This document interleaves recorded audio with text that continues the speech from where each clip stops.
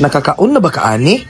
Paksiw ni siya nga danggit ba? Lami kayo oy, tanawa ko ni akong kaon na ni karon dako kay akong hungit oy. Tanawa ko na akong bao. Kada ko mo na ato nang sugdan. Ato ning isa-ising kay masulod bali sa tututunlan. Ambot na lang kay kadako mong guruan ni murag ako ning ako maihap o murag lisudan gyud sa akong kamot o. Dublihon akong kamot ani mo nang ako nang gamitan og teknik ba. Tanawa ng pikas dayon siya. Motive power na ako mo nang gwapo kay tanawa nang iya pagkahiwa no. Ing ana gamitan yun nato nag special technique na. Kay paksiw man ang atong luto. Ako lahi manggug ko. Butangan man ako nag-oil. Pinuha na ko ni sa mong silingan. Sila ra baday kabalo mga asay mo nang ibutangan po na kog suka ganay markang lapu-lapu. Tanawa ko na. Karon po yung kabalo nga naday markang lapu-lapu ni ang suka di ay. Ibutangan po na kog tuyo na markang pato. Pato gid ang marka di ani Silver Swan mo de po no kay Silver Swan. Ibutangan na ako nagkulikot. Ibutangan ako sibulyon. Kay para palami ba ibutangan mo na kog ahos. Ngani mo ginang basic ani mo nang ako nang paandaron dayon. Ibutangan akong tubig nga gamay.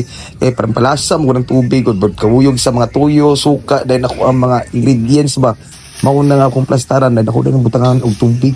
Ako nang butangan sa taas kay para mulasa po ng taas kay kabalo ka tuan nang i-plaster o tanawa guna kayo humot jud kay na siya pagka lutuo ana mo nang ganahan jud kay ko tanawa gunang mata niya o mo ni supsupo na to pating lami ayo kayo.